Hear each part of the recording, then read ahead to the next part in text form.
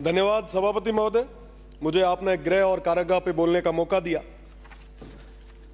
Corona warrior कहूं या police कहूं या हमारे इस प्रदेश की आंतरिक सेना कहूं, जिनकी बदौलत आज हम सब शांति से ये सदन चला पा रहे हैं, शांति से बाहर आराम से घूम पा रहे हैं, चाहे हमारे परिवार हो या चाहे कोई और, सब आराम से घूम पा रहे हैं, तो वो सिर्फ और सिर्फ हमारे इन पुलिस के इन मजबूत सिपाहियों की बदौलत है।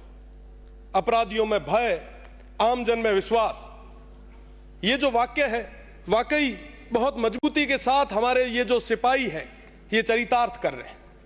पर कुछ देर पहले सादुलपुर से आने वाले माननीय सदस्य ने कहा, और मैं भी उसी बात से पूरे तरीके से इत्तेफाक रखता हूं, कि आज भी हमारे उन साथियों को साइकिल भत्ता ही मिल रहा है।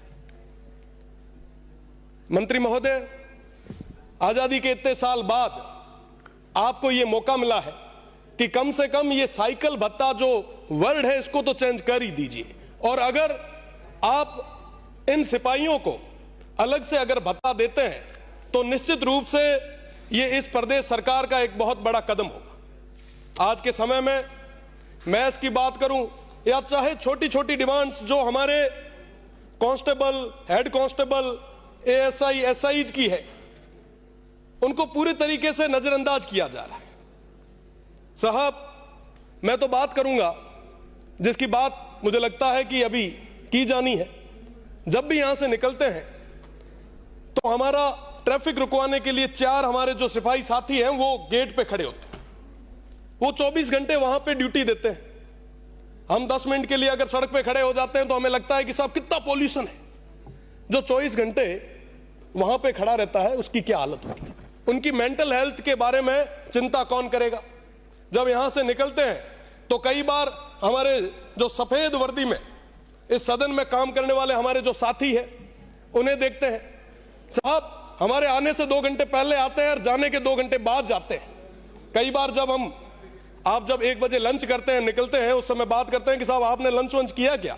वो कहते हैं कि साहब सुबह करके आते हैं और रात को आप जब सदन खत्म करते हैं तब हम जाके करते हैं। साहब, वाकई हमारे ये जो साथी हैं बहुत मजबूती के साथ काम कर रहे हैं, पर उनको जो बेसिक चीजें जो है वो उपलब्ध कराई जानी बहुत ज्यादा जरूरी है। सही बात की अभी कि साहब आजकल अपराधियों के पास फॉर्च्यूनर है, बड़ी बड़ी महंगी महंगी गाड़ियां हैं, पर हमारे सिस्टम के पास, हमारे प्रशासन के पास क्या है?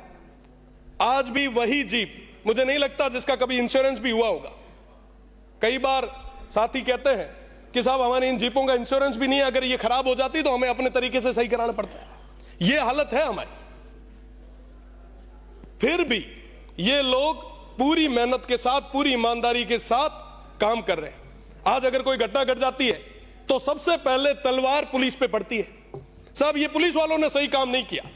कोई चोरी हो गई, साहब एसएचओ को उड़ा दो। सबसे कमजोर कड़ी हमेशा पुलिस को माना गया। कई सारे उपनाम हमारे इस सिस्टम ने, इस सोसाइटी ने दे दिए। आज जरूरी है कि हम इनको मजबूत करें।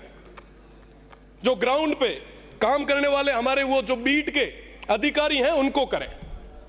डीपीसीज की बात हो रही थी, काफी लंबे समय से वो प्रयासरत है, उनकी कोई बात सुनने के लिए आगे नहीं आ रहा।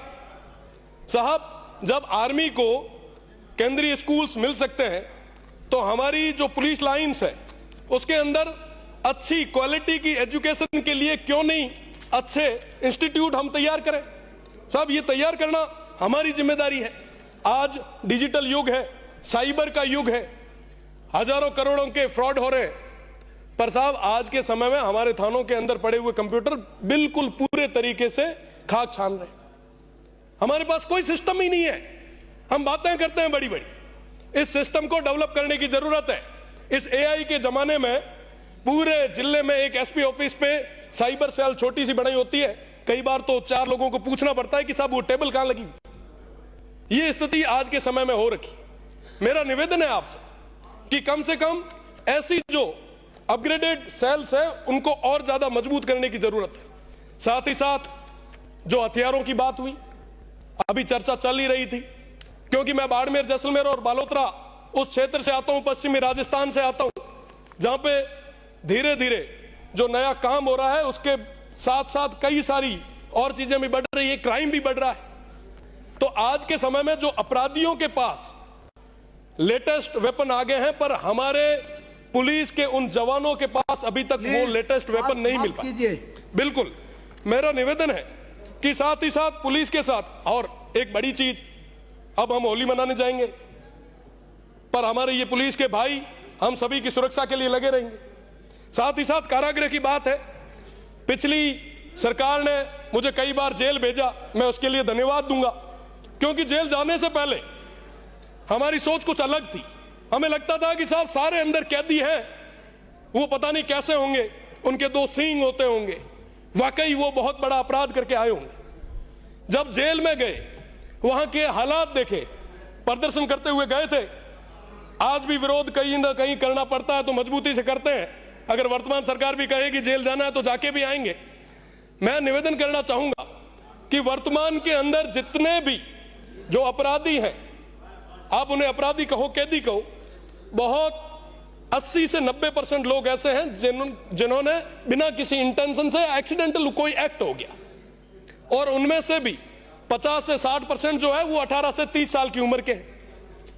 मुझे लगता है कि जो सुधर सकता है, जो मुख्य धारा में आ सकता है, उसे हम जेल में भेजकर और बड़ा कुख्यात अपराधी बनाकर बाहर निकाल रहे हैं। जेलों के अंदर और जेलों के ऊपर काम करने की जरूरत है। यहाँ पे माननीय 200 सदस्य विराजे हैं।